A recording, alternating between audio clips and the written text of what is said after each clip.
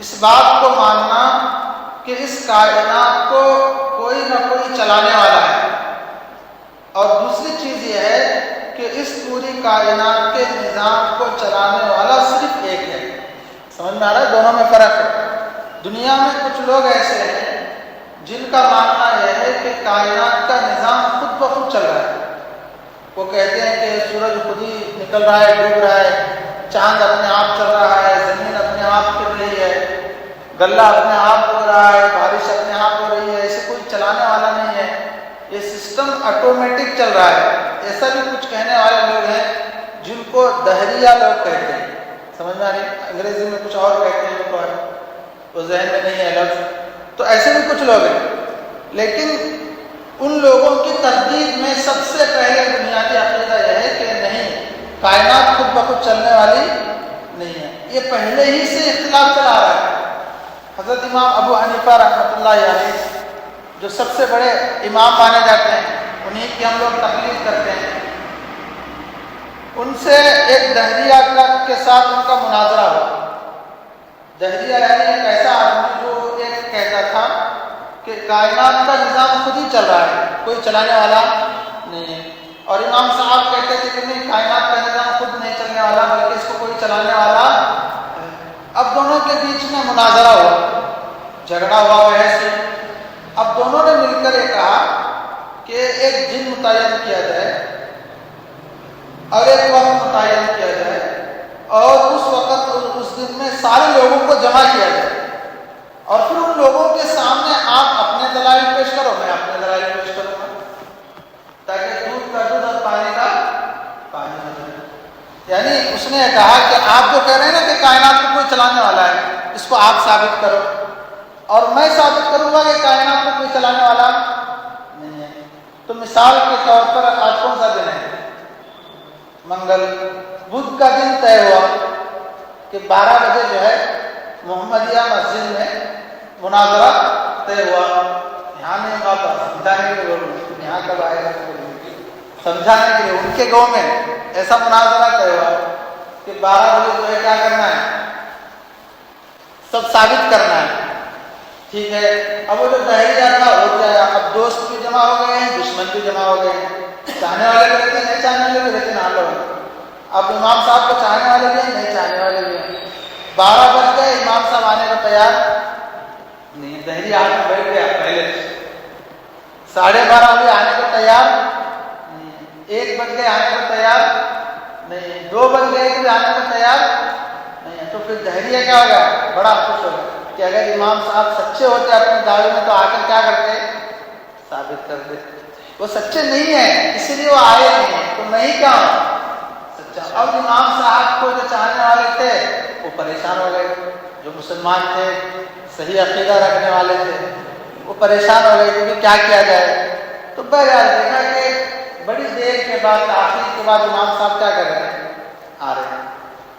دیر کے بعد آئے امام صاحب، تو جو دہریہ تھا اس نے کہا کہ کیا ہے، آپ اتنے بڑے امام ہو کر وقت کی کوئی پابندی نہیں کرتے، اتنے سارا آپ کا انتظار کر رہے ہیں، اتنی دیر کیوں ہوئی؟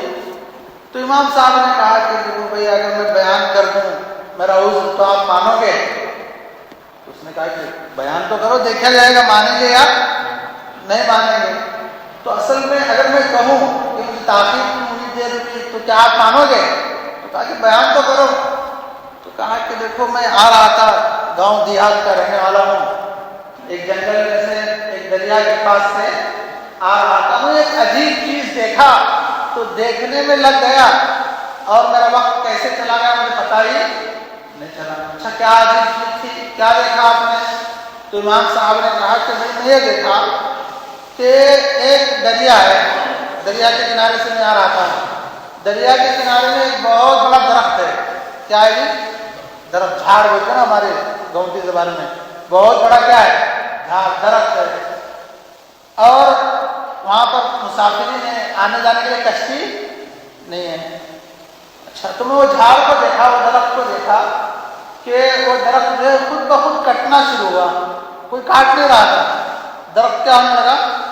خود ہی کیا ہونے لگا؟ کٹنے لگا۔ اچھا، پھر کیا ہوا؟ کیونکہ درخت پورا کٹ گیا اور اس کے تختے بن گئے، کھڑی جسے بولتے ہیں، اس کے تختے خود بخود کیا ہو گئے بن گئے. ابھی حیرت کی چیز نہیں ہے تو میں اس کو دیکھتا ٹھہر گیا کیا ہو رہا ہے یہ سارا نظارہ. اچھا اس کے بعد کیا ہوا؟ تو پھر امام صاحب نے کہا کہ وہ جو تختے بنے نا وہ آپس میں جوائنٹ ہو گئے، مل گئے، مل کر ایک کشتی تیار ہوئی. کیا ہوئی؟ کشتی. اور کوئی تیار نہیں کیا، خود بخود کشتی تیار ہوئی. اچھا پھر کیا ہوا؟ تو پھر وہ کشتی جو ہے خود ہی دریا میں گئی اور کشتی نے خود ہی سواریوں کو سوار بھی کیا اور کشتی خود ہی، اسے کوئی چلانے والا نہیں ہے، وہ خود ہی جو ہے یہاں سے سواریوں کو لے کر اس طرف جا کر چھوڑتی ہے اور اس طرف کی سواریوں کو لے کر اس طرف لے کر چھوڑتی ہے.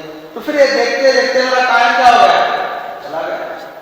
تو اب وہ جو آدمی اپوزیشن جو تھا وہ کہا مار کر ہنسنے لگا. کہا مار کر کیا کرنے لگا؟ مذاق اڑانے لگا. دیکھو آپ اسے امام بولتے ہیں، ایسے آدمی کو اتنا بڑا جھوٹا ہے. کبھی ایسا ہوا ہے کیا؟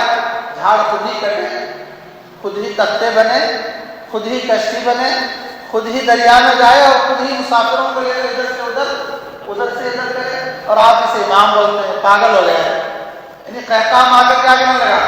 تو ہنسنے لگا. اب لوگ پورے پریشان تھے ہو کیا رہا ہے. تو پھر امام صاحب بیٹھے، جب وہ ہنسا مذاق اڑایا تو پھر امام صاحب نے ایک ہی بات کہہ دی کہ آج کا مناظرہ میں جیت گیا. آج کا مناظرہ کیا ہوگا؟ میں جیت گیا. اچھا جی. تب وہ پریشان، کیسے کیا جیتا آپ نے؟ بات ہی نہیں کی ابھی، تو ابھی مناظرے پہ آئے نہیں نا، ابھی ٹاپک شروع ہی نہیں ہوا اور آپ جیت گئے، کیسے جیتے؟ تو امام صاحب نے کہا اللہ کے بندے تھوڑی سی عقل ہے تجھے.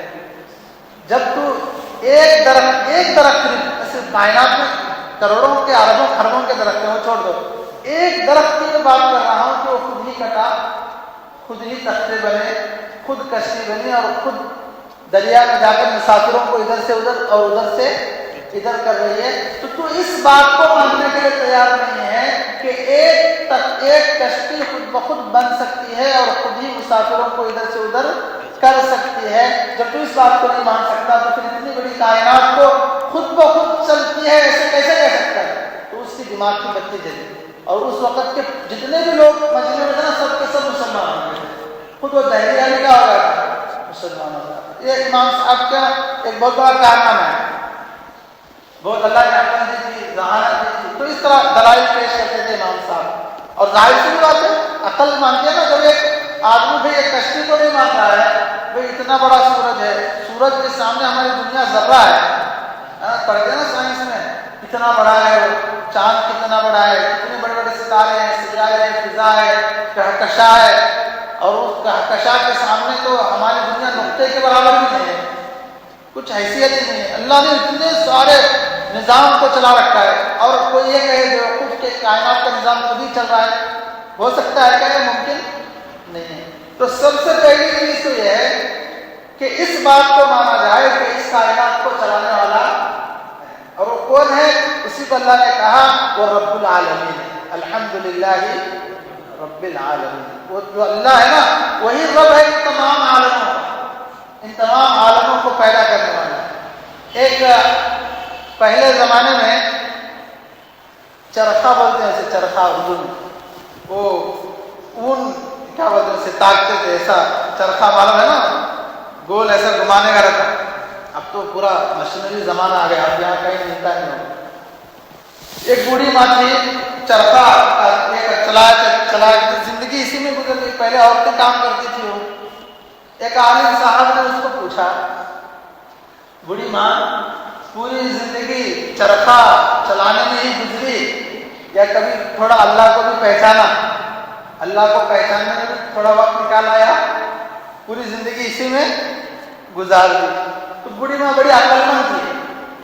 اس نے کہا کہ میں سارے خدا کو ہے جو کچھ اللہ کو پہچاننا تھا وہ اسی چرخے میں پہچان لیا ہے. اب مجھے الگ سے کسی اور چیز میں ریسرچ کرنے کی ضرورت ہے نہیں ہے. اچھا وہ عالم صاحب جو تھے پریشان ہو گئے، بھائی چرخے میں اللہ کہاں سے آ گیا؟ تو پھر اس نے دلیل سے ثابت کیا. وہ جو چرخہ آپ کسی کو معلوم ہے تو چلانا پڑتا ہے اسے، تو اس نے دلیل سے ثابت کیا. تو عالم صاحب نے اس سے پوچھا کہ اس کائنات کے نظام کو کوئی چلانے کہا کہ چلانے والا ہے. اس کے لیے دلیل کیا ہے؟ اس کے لیے دلیل میرا ایک چرخا ہے. اچھا چرخا کیسی دلیل ہے؟ تو بوڑھی ماں نے کہا کہ دیکھو میری زندگی اس کو چلاتے چلاتے کیا ہو گئی؟ گزر گئی. جب تک میں اس کو چلاتے رہتی ہوں تب تک یہ چلتا ہے، اور جس وقت میں تھوڑی سی دیر کے لیے بھی اس کو چلانا بند کر دی تو یہ بند ہو جاتا ہے. ایسا کبھی نہیں ہوا کہ میں سو گئی، لیٹ گئی، کھا رہی، پی رہی اور خود بخود کیا کر رہا ہوں؟ چل رہا ہوں. تو اس سے معلوم ہوا کہ میرا ایک چھوٹا سا چرخا میرے چلانے کے بغیر نہیں چل سکتا. تو پھر یہ تو پورے چرخے ہی چرخے ہیں نا کائنات میں. سورج بھی گھوم رہا ہے، چاند بھی کیا ہو رہا ہے؟ گھوم رہا ہے، زمین بھی گھوم رہی ہے، سارے کے سارے بس کیا تبارک. سورہ اللہ نے کہا کہ اللہ ہی نے آسمان میں بروج بنائے، والسماء ذات البروج میں بھی اس کا ذکر ہے. بروج جو بنائے یعنی جو دائرے بنائے گول گول. اور ایک آیت ہے ذہن میں نہیں آ رہی ہے. تو بہرحال تو یہ سارے چرخے ہی تو ہیں. سورج جو ہے اپنے ایک دائرے میں گھوم رہا ہے، گھوم رہا ہے نہیں گھوم رہا ہے. چاند اپنے ایک دائرے میں گھوم رہا ہے، زمین اپنے دائرے میں گھوم رہی ہے. یہ سارے کے سارے گھوم رہے ہیں.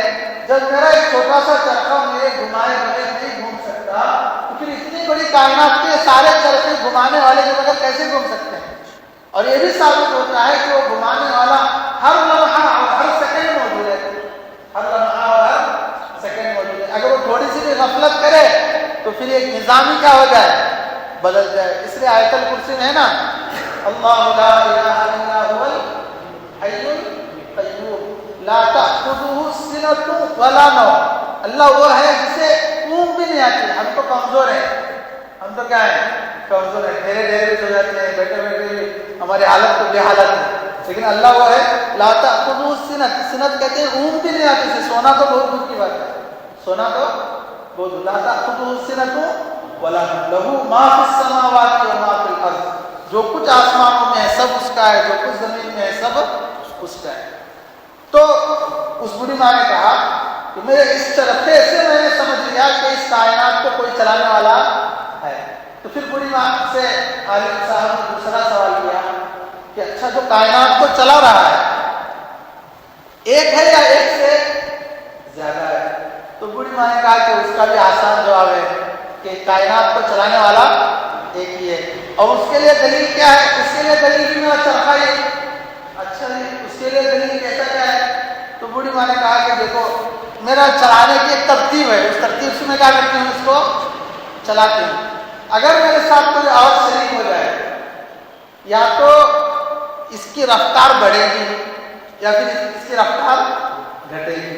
میں جس انداز میں چلاتے چلاتے جو پریکٹس ہوئی ہے نا اس انداز میں چلنے والا نہیں. یا تو ساتھ میں رہنے والا زور سے چلائے گا یا پھر تھوڑا آہستہ کرے گا، جس کی وجہ سے کیا ہوگا؟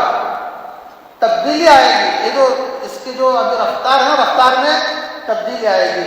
آپ کی عمر 80 سال ہو گئی بلکہ ہزاروں سال سے سورج اپنے دائرے میں کیا ہو رہا ہے؟ گھوم رہا ہے. کبھی ایک سیکنڈ کا فرق نہیں ہوا. چاند اپنے دائرے میں گھوم رہا ہے، کبھی ایک سیکنڈ کا فرق نہیں ہوا. تو اس سے پتہ چلتا ہے زمین اپنے دائرے میں گھوم رہی ہے. اس سے پتہ چلتا ہے کہ کائنات کو چلانے والا ایک ہی ہے. پھر بوڑھی ماں نے کہا یا تو وہ میرے ساتھ چلائے گا یا میرے خلاف چلائے گا. میرے خلاف میں اس طرف گھما رہی ہوں اور دوسرا کیا کرے گا؟ اس طرف گھمانے کی کوشش کرے گا تو چرخا ہی ٹوٹ جائے گا. تو اسی طرح اب ایک اللہ ہے سورج کو مشرق سے نکال رہا ہے اور ہزاروں سال سے سورج مشرق سے نکل بھی رہا ہے.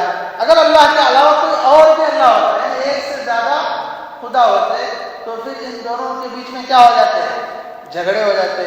کوئی کہتا کہ بھئی آپ تو ہزاروں سال سے مشرق سے نکال رہے ہیں، تھوڑا مجھے مغرب سے نکالنے کا وقت دے دو. کہتے نہیں کہتے؟ کوئی کہتا کہ نہیں تم دونوں مشرق مغرب میں ہیں، میں ذرا جنوب سے نکالوں گا. پھر ہمیں کیا کرنا پڑا؟ ویٹنگ کرنا پڑتا. افطار کو لڑائی کرتے کرتے اسٹرائک ہو گیا، دھکے سے مارنے کا لڑائی کرتے کرتے اب کہاں ڈبانا؟ مغرب میں ڈبانا، جنوب میں ڈبانا. ان کے بیچ میں اگر اختلاف ہو گیا، جھگڑے ہو گئے، اسٹرائک ہو گیا تو مغرب کا وقت آنے والا سے نہیں. ہمیں دھکے سے کیا ہونا؟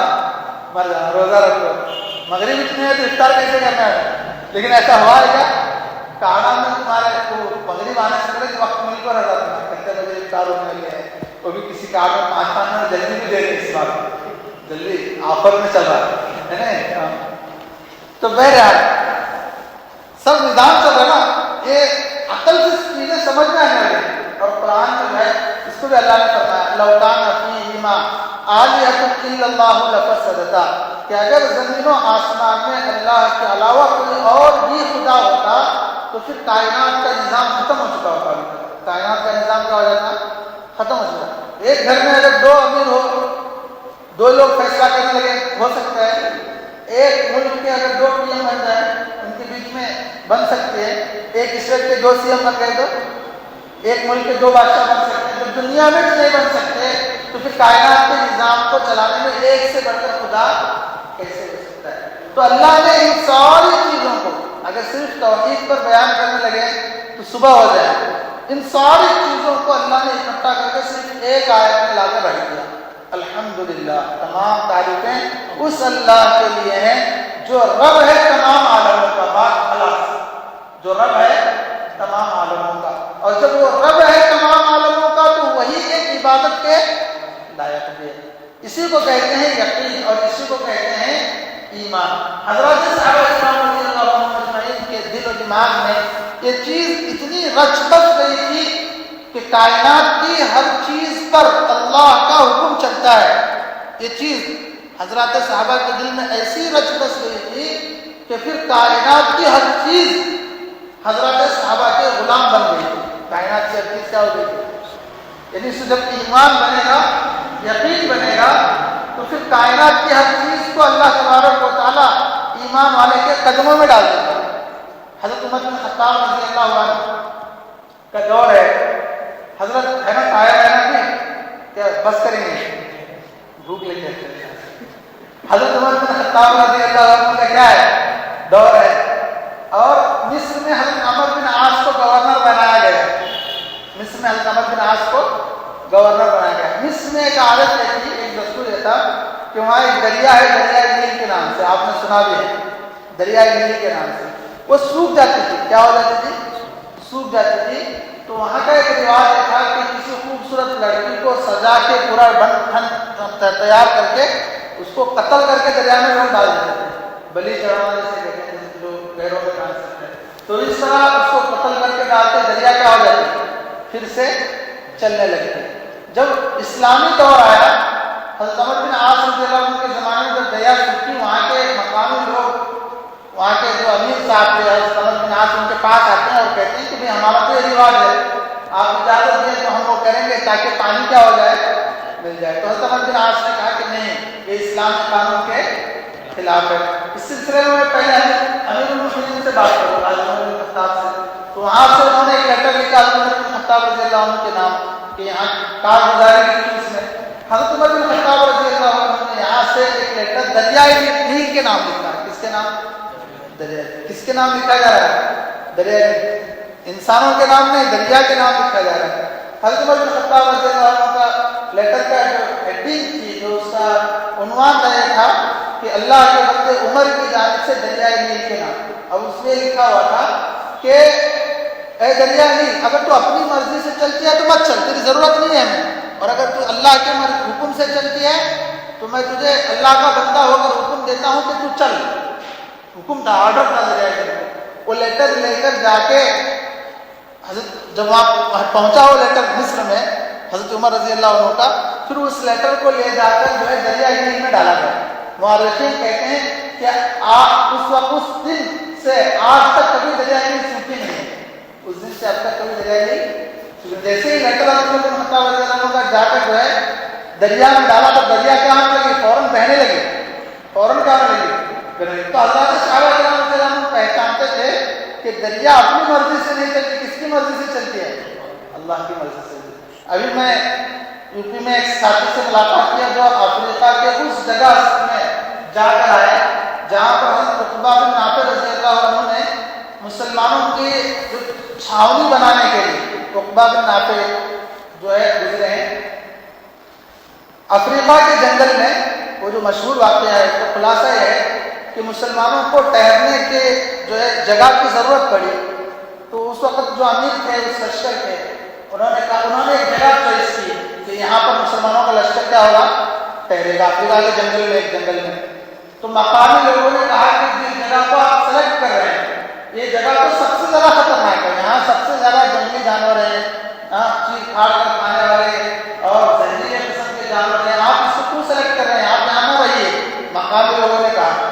تو عقبہ بن نافع رضی اللہ عنہ نے کیا کیا، عقبہ بن نافع رضی اللہ تاریخ گواہ ہے، اور آج بھی اس جگہ میں ایک عمارت بنائی ہوئی ہے، جو وہاں جا کر آئے ان سے ملاقات انہوں نے بتایا کہ عقبہ بن نافع رضی اللہ عنہ اس زمانے میں ایک کیا بولتے ہیں اس کو، ٹیلے پر، ایک اونچے پتھر پر چڑھ کر جنگل میں اعلان کرتے ہیں کہ اے جنگل کے جانوروں سن لو، ہم محمد عربی کے غلام یہاں قیام کرنا چاہتے ہیں، آج ایک دن کی آپ کو مہلت دی جا رہی ہے، ایک دن کا ٹائم دیا جا رہا ہے، ایک دن میں ہمارے لیے جگہ خالی کر دو ورنہ کل سے آپ کو قتل کیا جائے گا۔ تاریخ گواہ ہے، تاریخ کی کتابوں میں لکھا ہے کہ سانپ اپنے بچے کو لے کر جگہ خالی کر رہا ہے، شیر اپنے بچے کو لے کر جگہ خالی کر رہا ہے، اور چیر پھاڑ کر کھانے والے جانور اپنے بچوں کو لے کر کیا کر رہے ہیں، جگہ خالی کر رہے ہیں۔ وہاں کے جتنے مقامی لوگ تھے سارے کے سارے اسلام قبول کیے تھے، یہ سب دیکھ کر تاریخ کی کتابوں میں سارے واقعات ہیں۔ یعنی وہ صحابہ جانتے تھے کہ رب العالمین کسے کہتے ہیں، یہ سارے اثرات تبلیغ سے بولا، وہ جانتے تھے کہ رب العالمین کسے کہتے ہیں۔ تو میرے عزیز دوستو، اس پہلی آیت میں جو ہے ایک سمندر ہے، الحمدللہ رب العالمین کیا ہے، اپنے آپ میں ایک سمندر ہے۔ تو اللہ تبارک و تعالیٰ سے دعا ہے کہ اللہ تبارک و تعالیٰ ہم سب کو یہ عقیدہ صحیح سے سمجھ کر اور صحیح طور پر اس عقیدے کو اپنے دل و دماغ میں بسا کر زندگی گزارنے کی توفیق عطا فرمائے، اور ہم سب کا خاتمہ ایمان پر نصیب